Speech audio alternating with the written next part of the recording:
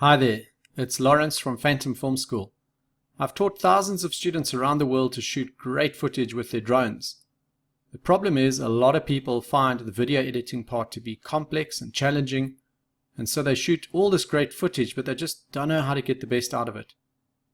Now, video editing can be a challenge, well, at least in the beginning. But once you figure it out, it's like anything in life. You get good at it and it becomes super easy. Now, one of the big challenges that is coming up more and more is editing 4K footage. And most people struggle with this because the 4K footage causes their machine to grind to a halt, and this is very frustrating. And you can't edit a video when you can't play it back smoothly. And to tell the truth, I had the same problem. I tried upgrading my graphics card. It made no difference. And then I found out a little secret on how to edit by proxy. And all of a sudden, boom, the editing was quick and easy again. So I want to show you a short lesson that I've done teaching you how to edit by proxy, and this will save you a lot of hassle and also money because you're not going to have to go and upgrade your computer. And please feel free to comment or ask questions, share this video as much as you want, and let's have a look at editing 4K footage with proxy. Okay, before we go into the method of editing by proxy, I just want to show you what I've got here. I've got Adobe Premiere Pro Creative Cloud 2017. I have 16 gigs of RAM and an i7 8-core processor with a NVIDIA GeForce GTX 1050 graphics card.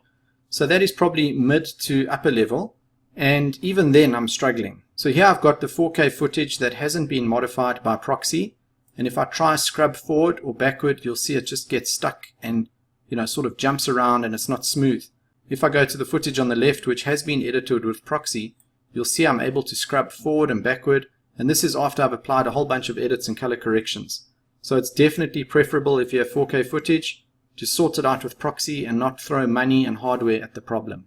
Okay, in a few simple steps, I'll show you how to get set up for proxy editing. First thing you're going to do is you're going to drag your media files into your project window, and you'll see over here I've got two files. And if I hover over them, you'll see they're true 4K, and these were shot in H.265 on the Phantom 4 Professional. And if I try and scrub and move around, you'll just see that I'm struggling. Right, so the first thing you want to do is you want to go to Edit, Preferences, Media. And this is once off. This will apply to all future projects. You tick Enable Proxies, then you select OK. The second step is you want to be able to see whether your footage has got a proxy attached. And I'll explain that in a few secs, but let me just show you how to set that up. You come up here to this top bar, you right click and you select Metadata Display. Then in the search type in proxy and tick proxy and select OK.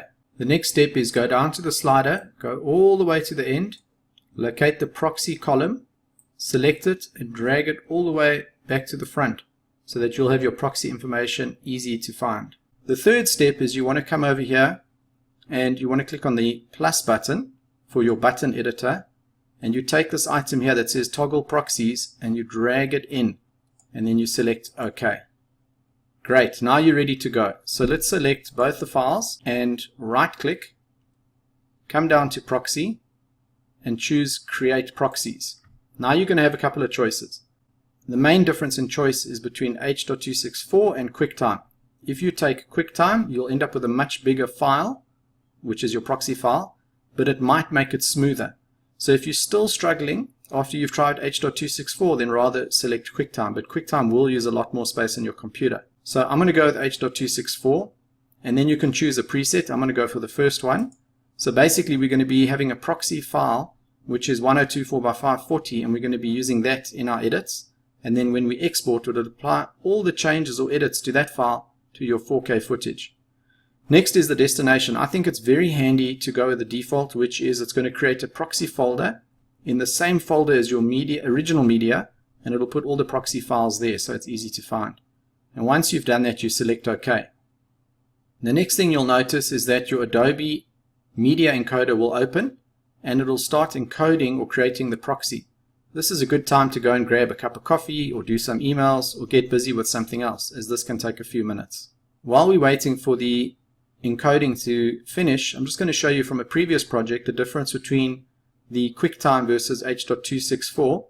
The QuickTime produced a 325 meg file and the H.264 produced an 88 meg file. So definitely will take up more space, but as I say, QuickTime, if your computer is not as powerful, might be the way to go. Also notice under the proxy column, the status is currently offline. That's your proxy status. So when that switches to attached, then you know that your proxy encoding is finished, and then you're good to go with your editing. Okay, notice that we've got DJI 13, and if I try and scrub, it's really struggling, and this is the 4K unproxied footage because you see it says offline, and when that switches to attached, we'll compare it and you'll see a much better result. Okay, we can now see that the encoding is finished. The status has changed to attached. Let's go to our timeline and let's scrub, and you can see beautiful and smooth. We can play back this footage and we can work with it, and we're not going to have any issues. We can add color filter effects, we can add all sorts of effects, and it's just going to be a pleasure to work with. What's important to note that in order to use the proxy, you need to select this button and make it blue or enable it so it says toggle proxy. If I untoggle that, we're now no longer using the proxy footage, and you'll see the scrubbing has become slow and typical for what you expect for 4K. So just remember to select this button and make it blue, and you're now working with your proxy and your editing will be beautiful and easy. Now, what's very important is we don't have to go through any fancy process when exporting, because if you look at the project sequence, the sequence is a 4K sequence. So it hasn't taken the sequence of the proxy. And if we hit Control M to now export, and presuming we're going to use, for example, match your source, the output file works on the same settings as the original file, which is true 4K 29p.